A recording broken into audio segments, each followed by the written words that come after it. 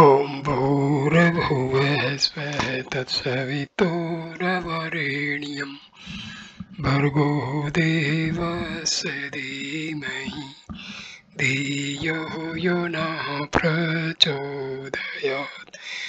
ॐ शान्ति शान्ति शान्तिः.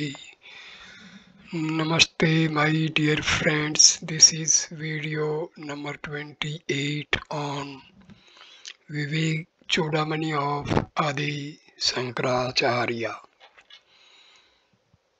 This video starts with the topic Signs of a Realized Seer, and it starts with stanza number 426. ब्रह्माकारतया सदा स्थिततया निर्मुक्त बाह्यार्थी रण्यावेदित भोगे भोग Calno निद्रालो वद बालवत स्वप्नालो कितलो कवच दिदम पश्य वचित दधि रास्ते कश्चित तंतु पुनः फल मुग्ध धन्य से मानो भुवि.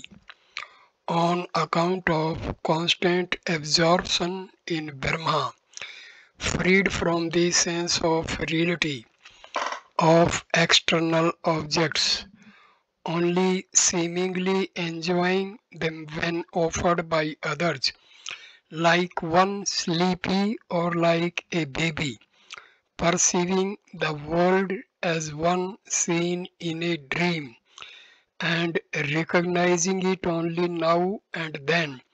Such a man is indeed rare.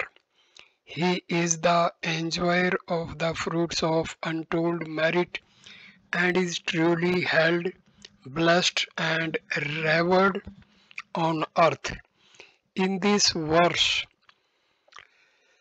Sankara tries to indicate the matchless joy experienced by a man of realization in the supreme moments of meditation and even during his hours of contact with the world around. He has cleansed his intellect from all disturbing objects of perception of the outer world, because his mind is completely identified with Brahmic consciousness, and so no thought disturbances can be there. How will an individual who has risen totally above the lower planes of awareness and has awakened to the higher state live? Will he thereafter have the anxiety of an ordinary mortal to acquire the necessary things of life? Sankara answers, he will therefore enjoy things given to him by others. He himself will no more be anxious to get anything. Whatever is given to him, sometimes forced upon him by others, those objects of utter necessity, he will accept and use. His way of enjoying these objects supplied to him by others unasked is also clearly brought out when the Acharya says that he is like one who is sleeping, nidralu, or like a baby, bala.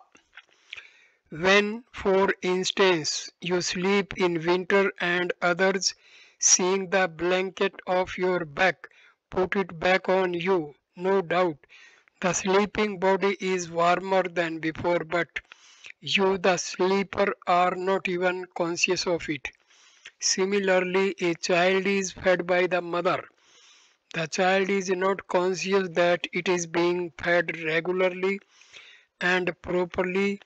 It just takes the feed for granted. There is yet another significance concealed in the choice of these examples. In a sleeping man, there is total cessation of any awareness of the outer world. Similar is the case of a man of realization. He is unconscious of the outer world, and at that time, if others help his physical existence, he remains totally unconscious of the solicitude he has received. The example of a child indicates in its depths that, like a child, a man of realization also has no self consciousness or vanity. A child is not at all aware of itself or its hunger, nor is it aware of the mother feeding it. It has no abhimana of itself. A man of realization is much the same. Now, the question is, does such a man of perfection experience the outer world at all? Yes, he does, now and then. At certain moments, he vaguely recognizes the existence of the world around. Sankara here indicates that the perceived world for the man of perfection is like the world seen in a dream. Thus, the man of steady wisdom does recognize the world around, but at all such moments he is conscious of the non existent illusory nature of the world interpreted by him through the play of his mind and intellect due to his prarabdha. Rare indeed are such men of realization. Such a rare one sits ever merged in the self, extremely relaxed and completely happy as a result of the infinite merits acquired in many, many lives in the past. Ananta Punya Phala Bhuk. When he thus lives established, when he thus lives established in his divine self, he is the most revered one on the surface of the earth. The last two lines remind us of Sankara's own verse elsewhere, where he says, by such an individual whose mind has melted into the Supreme Brahma, which is the ocean of limitless consciousness, by the very existence of that individual, his tribe has become blessed, his family purified, his mother fulfilled, and the entire world rendered blessed. From the next verse onwards, for about 16 verses, Sankara attempts to give us the hallmarks of a man of perfection. Verse number 427. Sithat parjo yatirayam yah sada anand mashnute brahmanev vini atma nirvikaro viniskaya. That man of steady wisdom, having merged himself in Brahma, enjoys everlasting bliss without modification or activity. Sankara imitates the literary technique adopted by Vyasa in the Bhagavad Gita, chapter 2, where the last 18 verses give us the picture of a man of perfection. He even uses the same term as Vyasa, Sithit Parjana, the man of steady wisdom, that great one who has got steady illumination of knowledge and who has merged his entire inner equipment in the infinite Brahma, enjoys eternal bliss. Such a one is ever changeless and free from all ego prompted selfish activities. He who has the firm knowledge, meaning steady wisdom or understanding of the true nature of the self, reaches the state of perfect tranquility only when his inner equipment has totally dissolved in the pure infinite awareness of the self.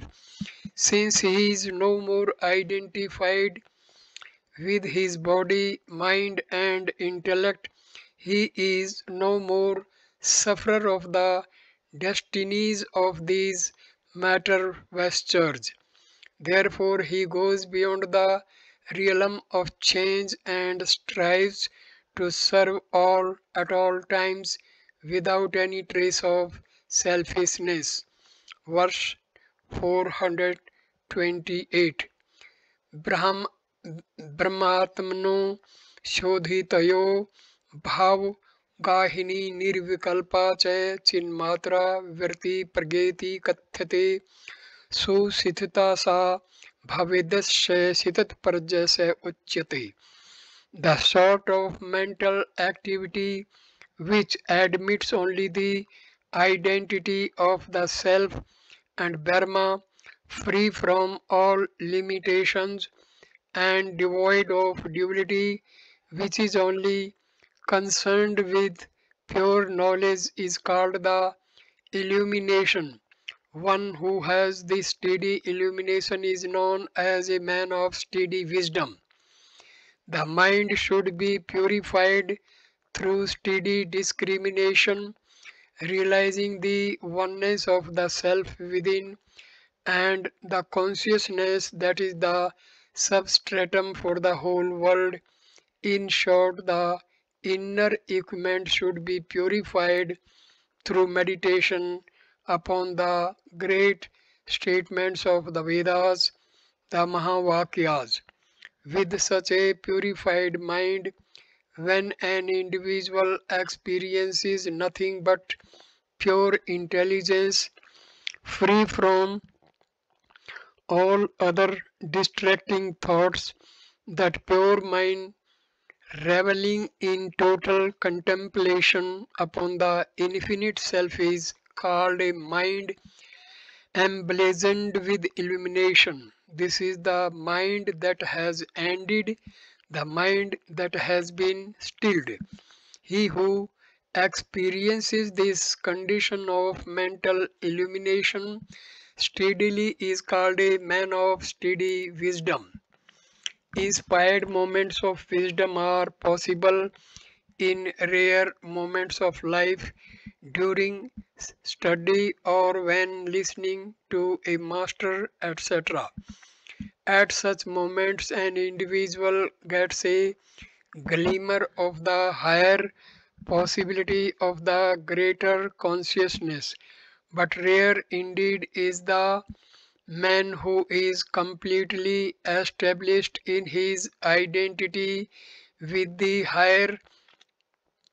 Such men who are established in the higher consciousness are called Sithit Parjana, rooted in consciousness. Numerous doubts may arise about the mental attitude of such an individual and his relationship with the world around. The ideas enumerated in Gitaâ chapter 2 give the picture of a man of perfection.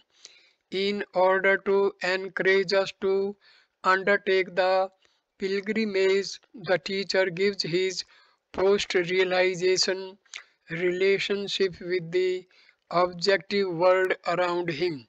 He gives us the resurrected view, the reorientation in the higher, when one is refitted with wisdom and better understanding.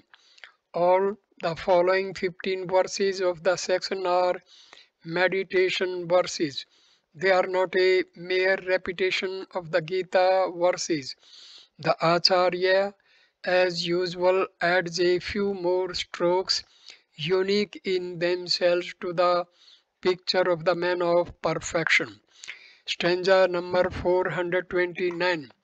Yasya sithita bhavet prajya yasya anando nirantrah prapancho vismrit pray saya jivan mukta ishyate. He who has steady wisdom, who experiences endless bliss, who has forgotten the phenomenal world, he is considered a Jivan Mukta. We are all living now in the realm of the PFT, the Jiva, identified with the BMI. Jivan Mukti is liberation from the concept of Jivahood. He who is liberated from the concept of the PFT, he who has no identification with his BMI, he is called the liberated one.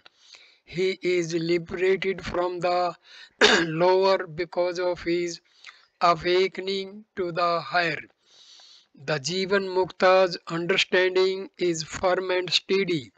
His experience of the higher is not temporary or accidental. His realization is not because of any external prop. It is independent of time and place. It is constantly with him, Sahaja. His experience of the bliss and peace within is unbroken, Nirantara, because his mind has been transcended and therefore the sorrows created by the mind are not there. In that condition, the world is exactly like things forgotten, Vismrita Praha, and forgotten things cannot disturb him. Established in Burma, he lives in a state of continuous experience of joy. Such an individual is considered a Jivan Mukta. Stanza 430.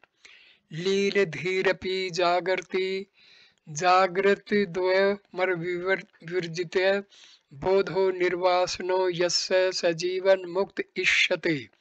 He who has merged himself in Brahma yet is alert but without the character characteristics of wakefulness, whose knowledge is free from desire, he is considered a Jivan Mukta.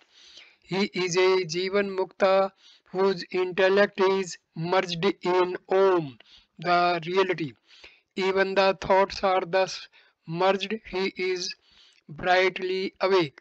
In sleep, when the mind and intellect have become quiet, we are not conscious of the world. On awakening to the higher reality, the mind is as though asleep, but the individual is as though awake. Wakeful sleep, sleepless sleep, consciousness bright and vigilant, but not apprehending any object. Therefore, this state is called objectless awareness. Waking to the reality is the state of waking without its properties. Properties of the waking condition are perceptions and actions. These are not there in realization. It is waking unlike the waking condition. It is pure awareness alone. It is knowledge but not the knowledge of things. It is knowledge without any vasana, any urge or passion. He who is alive to this state is called a Jivan Mukta. Stanza 431. शांत संसार कल नह कलावानपि निष्फलः यस्य चित्तं विनिश्चिन्तं स जीवन मुक्त इष्यते. He whose concern about the world has been stilled, who has a body consisting of parts yet is without parts, whose mind is free from anxiety, he is considered a Jivan Mukta. Thought disturbances create the perception of plurality, cares, sorrows, worries, and anxieties of the pluralistic phenomena. Phenomenal world are perceived by an agitated mind. When the mind is quietened, all these sorrows are also quietened. When we look at a Jivan Mukta, we see his body as made up of parts, heads, limbs, trunk, etc. But he is at all times in the experience of the one homogeneous infinite. Though he is living with his equipments in and through their experiences, he is constantly living the oneness. His thoughts are without any worry, chinta. He is never persecuted by uncontrollable agitations and sorrows. Such an individual is a Jivan Mukta. Stanza 432. वर्तमाने अपि देहे अस्मिच्छाया वदनुर्वर्तिनी अहंता ममता भावो जीवन मुक्तस्य लक्षणम. The absence of the I and mine concepts even in this body which persist like a shadow, this is the indication of a Jivan Mukta. An object is distinguished from others because of its properties. Understanding an object through its properties is called intellection. The sun is understood by its light and heat.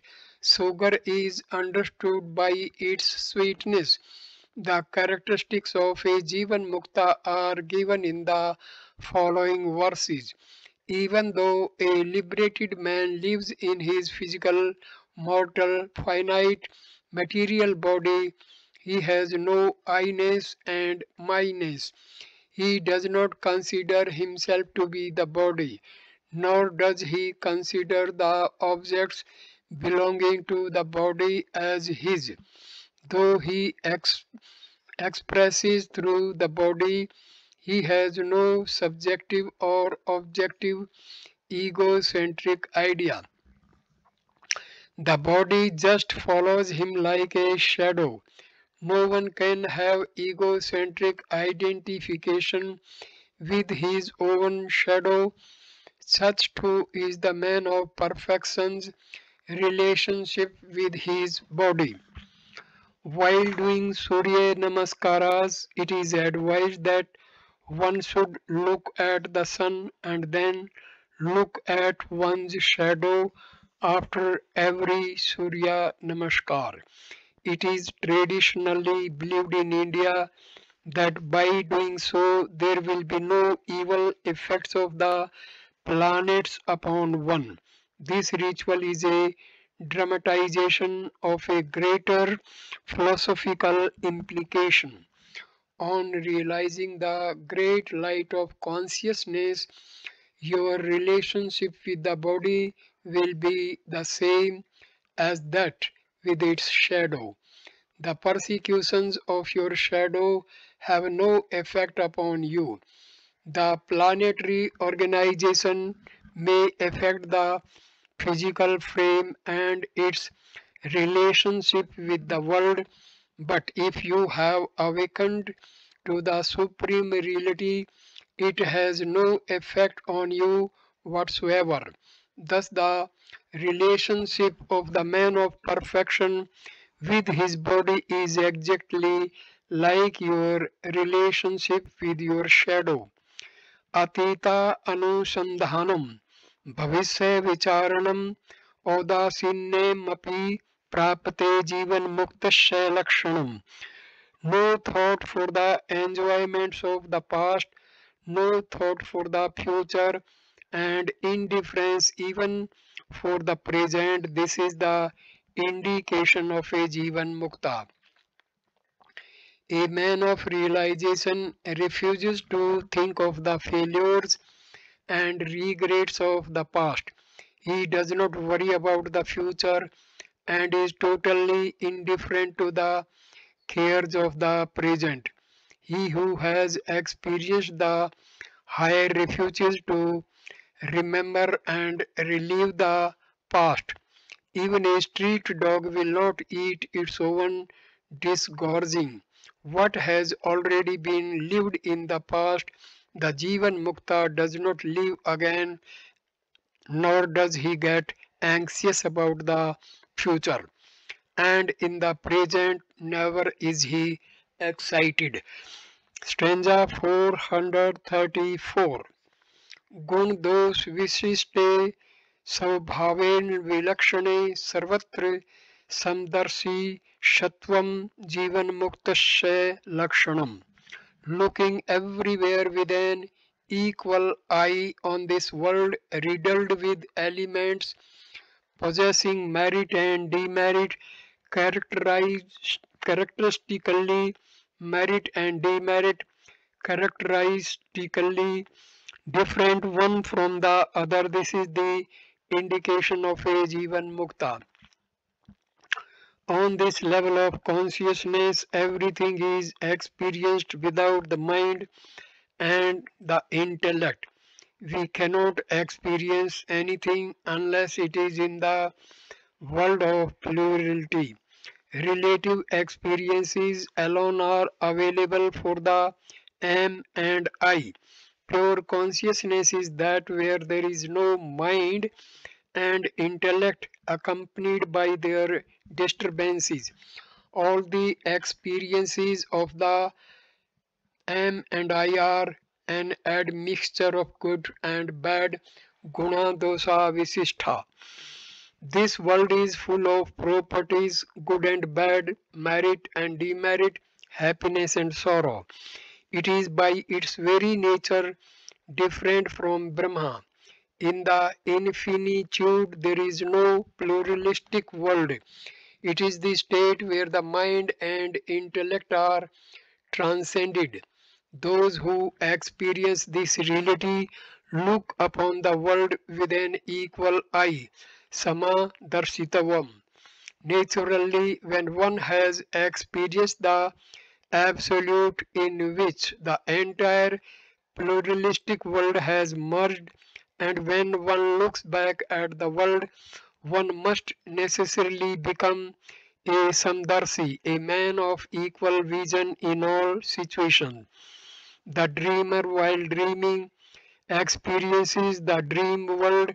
On waking up, he understands that the dream has merged in the waking knowledge. Supposing with that knowledge he is reintroduced into that dream, how will he react to the dream world? In a similar fashion, a man who has realized the highest lives in the world with his equipments. He also suffers his joys and sorrows, but he has an extra smile on his face, seeing which the world is tempted to put him on the cross. He understands the trick of the mind which gives him hallucinations so glorious in their beauty and ugliness. His equanimity cannot be broken by any happenings around. Stanza 435. इष्ट अनिष्ट अर्थ संप्राप्तो समदर्शित आत्मनि उभयत्रा विकारित्वम जीवन मुक्तस्य लक्षणम. When confronted with things pleasing or painful, to be unperturbed in both cases by maintaining an equal attitude, this is the indication of a Jivan Mukta. Liberated in life is he who lives in the body and yet is not of the body. When happenings, good, bad, or indifferent, reach him, he maintains an equanimous attitude towards them all, since he experiences the Atma in all of them. In all such situations, he sees the substratum only. He is not interested in the matter, vestures, the body, mind, and intellect of individuals. He has the X-ray vision to look through the BMI and their convulsions and to recognize the play of consciousness in every bosom. The man of perfection sees his own self in the consciousness which is playing through all bodies. In circumstances, pleasant or otherwise, he is an avikari. A vikari is one who reacts and brings about modification in his own mind. In our case, when pleasant things come, we are pleased. When things are unpleasant, we become cross. Our mind is turned and ruffled by the circumstances and happenings around. Unruffled, the man of perfection watches the passing parade of the world. Stanza 436. Brahma Anand Saswad Da Sakt Chittaya Yatehi Antarbahirang Vijnanam Jivan Muktasya Lakshanam. Constantly engaged in tasting the bliss of Brahma, a sannyasi entertains no distinctions of within and without. This is the indication of a Jivan Mukta. He is the liberated one who is engrossed in the enjoyment of that Brahmic consciousness which is the experience of bliss, Ananda. There is bliss because the mind has been transcended. Mind is a cancerous ulcer which bleeds out sorrows. As long as you work through the mind, you will suffer. Sanskrit is a language known for the subtlety of its expression. The term Brahmananda Rasa is an example. The man of perfection is extremely addicted to Brahmananda Rasa, the infinite Brahma, infinite bliss, Brahmananda, the essence of infinite bliss, Brahmananda Rasa. The liberated one is addicted to the experience of this essence. He strives to get that experience always. One who is striving to realize is a yati.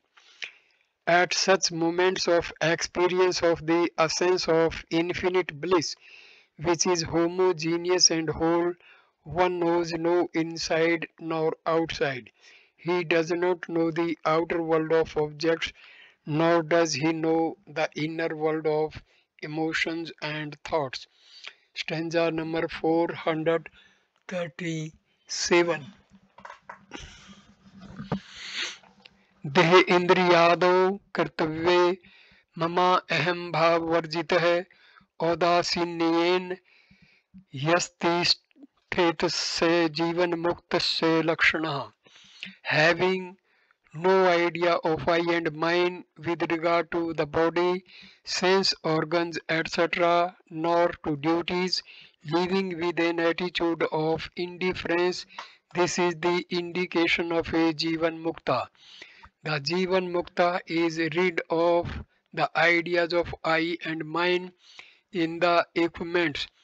With regard to the body, mind and intellect, he does not feel I am these, nor has he the idea that they belong to him. Just as the waker does not have the egocentric feeling, I am the dream body and the dream objects are all mine. In the dream, of course, the dream body is me and the dream wife and children are mine. After waking up, the I-ness of the dream body and the my-ness of the dream objects vanish. Similarly, the individuality and its possessiveness vanish when one has awakened to the higher plane of consciousness. He thereafter lives indifferent to tragedies and comedies that visit the flesh and its mind and intellect. Such an attitude towards his own equipments is the sign of a Jivan Mukta. Stanza 438. Vigyan Atmano Yasya Brahm Bhavah Srute Balat Bhavbandhan Nirmukta Sa Jivan Muktas लक्षण है। Deep rooted knowledge that the self is Brahma, affirmed by the scriptures and free from the bondage of transmigration. This is the indication of a Jivan Mukta. He who has understood that the self in him is the self everywhere, aided by the study of the Upanishads, is the liberated one. By a method of systematic analysis, he who has come to experience that the one matrix upon which the entire world is playing about is his very own self is the realized sage. When the identification with the BMI is completely dropped, and when he has risen to the higher plane of consciousness, he suddenly realizes that not only is he the pure consciousness, but the whole universe too is nothing else but the Supreme Self. One who has experienced thus becomes completely liberated from all becoming transmigration. He is not affected by the changes that take place outside him and subjectively within him. Stanza 439. देह इंद्रिय अहम भाव इंदम भाव दनिक के यस्य no भवतः क्वापि से जीवन मुक्त इष्यति. He who has no ego with regard to body, sense organs, etc., nor the concept of this with regard to other things, he is considered a Jivan Mukta. All these verses indicating the Jivan Mukta are not for judging others. Others can never be judged by you, for you will judge them with your mind and intellect, and so you will see things which are not there. All these verses are for self observation. Ordinarily, the common experience of each of us is that we consider ourselves to be the body, the sense organs, the mind, and the intellect. Our individuality concept and I-ness are conditioned by our body, our mind, and our intellect. My body convulsions are my convulsions. I am not separate from them. This is our attitude. Our attitude towards things outside the skin is that they are either this or that. Things other than our body, mind, and intellect are all others. He in whom the idea, I, the subject, and this, the object, never comes is a Jivan Mukta. Instead of the distinctions of I and this, he who sees the play of the one consciousness everywhere is the man of realization. Stanza 440. ने प्रत्यग ब्रह्म भद्रम कदापि ब्रह्म सर्गयो प्रज्ञा यो विज्ञानाति स जीवन मुक्त लक्षण है. Through knowledge, he who never distinguishes between the Jiva and Brahma and between the universe and Brahma is indicated as a Jivan Mukta. He never recognizes any distinction between his subjective personality and the essential substance behind the objective world. Not only that, but within himself too, he sees no distinction whatsoever. He sees no distinction between the Lord behind the whole cosmos called Ishvara and the Lord functioning through the body called Jiva. Jiva, Ishvara, Eka, Bhava is the identity between the individual Jiva and the universal self. Patterns are woven into a cloth with colored thread. Flowers, plants, houses, trees, animals, all are woven into patterns. It becomes a world of its own. When a child starts pulling the thread from one end, Slowly it comes out and the entire Jagat is liquidated into yards and yards of thread. In the thread, the entire world has become one. Similarly, the whole world is a conscious world, the material of which is this consciousness. He who has unwound all this knows the reality behind the entire cosmos. That reality alone am I, he realizes. To him there are no more distinctions perceivable. Never is there any more a difference between Pratyagamatma and Brahma. Nothing is ever there which is not Brahma. We do not make proper investigation into it, that's all. Thought is the father for all your sorrows, joys, and sufferings. All of them have sprung from the non apprehensions. One who apprehends reality ends all misapprehensions. Never did any difference exist between Brahma and the world which has emerged out of Brahma. He who knows this is liberated in life. Stanza 441. साधु भी पूजे P माने P दुर्जनई संभावो भवेदस्य से जीवन मुक्त है लक्षण है.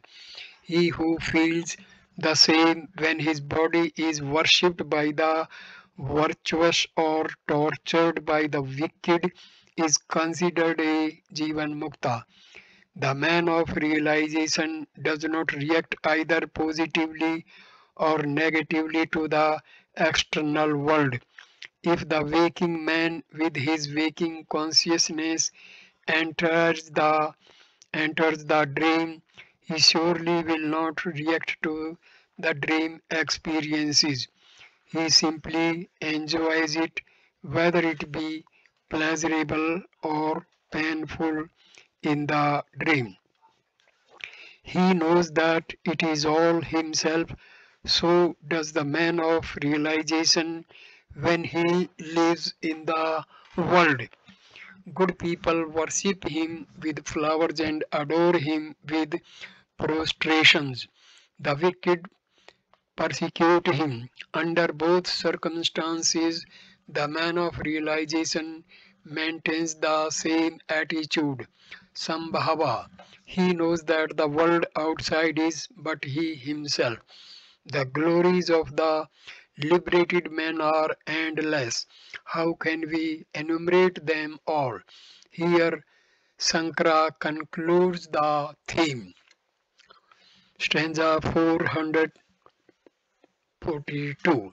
Yatra parvishta visya prerita nadi pravaha iv varirasho linanti sanmatratayane vikriya mutpadayantesh yatir vimukta. The sannyasin in whom the sense objects channeled by others are received like flowing rivers into the ocean, producing no change because of his absorption in existence absolute, is truly liberated. A realized man never courts the objects of pleasure. However, when they are thrust upon him by others, they enter and merge into him. They do not add even an iota of happiness, nor do they cause him the least sorrow. Thousands of rivers bring millions and millions of gallons of water to the ocean day in and day out, yet the ocean does not rise even a centimeter. It swallows them all. Similarly, when into the unfathomable depths of the perfected man's wisdom, objects are thrust by the virtuous and the wicked, his mind never emerges into the world to hug them. When the objects and experiences reach him, what happens to them? Threats, punishments, persecutions, censures and worships, commendations, adorations, and praises, they all merge into his bosom and disappear. Infinite consciousness alone remains. They cannot create any activity, for his mind never jumps out. Such an individual is totally liberated from the thraldom of matter. Whatever comes within his knowledge only strengthens his identity with Brahma. The following verse re-emphasizes the thoughts in the previous verses by negative argument. Stanza 443. विज्ञात ब्रह्म तत्वस्य यथा पूर्वम नए संसृति अस्ति चिन्ह से विज्ञात ब्रह्म भावो बहिर्मुख. For him who has realized the essence of Brahma, there is no reaching out for sense objects as before. If there is, then he has not realized Brahma. His senses still have an outgoing tendency. For one who has experienced the reality, there is no sansar. Sansar is the phenomenon of going and coming, of repeated births and deaths. If any avenues for egocentric activity have opened up, then the man has not experienced Brahma. Entering sansar is possible only when the mind is turned outward. When the mind is turned outward, reality cannot be experienced. Mind and intellect turn towards objects, emotions, and thoughts only when there are vasanas. One who has realized Brahma has no vasanas. When the mind and intellect are completely turned inward and they discover therein the greatest of all happiness, then there is no sansar for the individual. But in case the seeker is tempted to run after the ever-changing sense fields of experiences, it is a clear indication that he has not realized the self fully. Extravertedness is the sign of ignorance. Stanza 444. प्राचीन वासना वेगा दसो संसर्तिति चेत ने सदेकत्व विज्ञान मंदी भवति वासना. It is if it is asserted that still there is attachment for sense objects because of the momentum of past vasanas, the reply is no, for the vasanas get weakened when there is realization of oneness with Brahma. On realization, the vasanas become weak and are not able to manifest and produce any activity. They become like roasted seeds. Roasted seeds look like seeds, but they will not sprout even under extremely favorable conditions. The opponent to the Vedantic thoughts, who is against the Vedantic theory that a man of perfection will have no more vasanas, is now raising his cudgel against Acharya Sankara. Sankara answers in this verse: if your argument is that a man of perfection also will fall into the clutches of sense objects due to the momentum of his old ways of living, we reply that this is impossible. The moment of enlightenment reduces the old vasanas to impotency. Even one who had been the greatest sinner before will not continue sinning after the extraordinary and unique experience of the oneself everywhere. To reinforce his argument with a striking illustration, Sankara employs the following verse. Stanza 445. Atyant kamukshyapi virtihi कुंठति मातरि तथैव ब्रह्मणि ज्ञाते पूर्णानंदे मनीषिणे. The propensities of even a downright rake are checked in the presence of his mother. So too there are no more any worldly propensities in one who has realized the knowledge of Brahma, the bliss absolute. The vasanas of a man of realization can never express themselves. Sankara gives an example to illustrate how this can be so.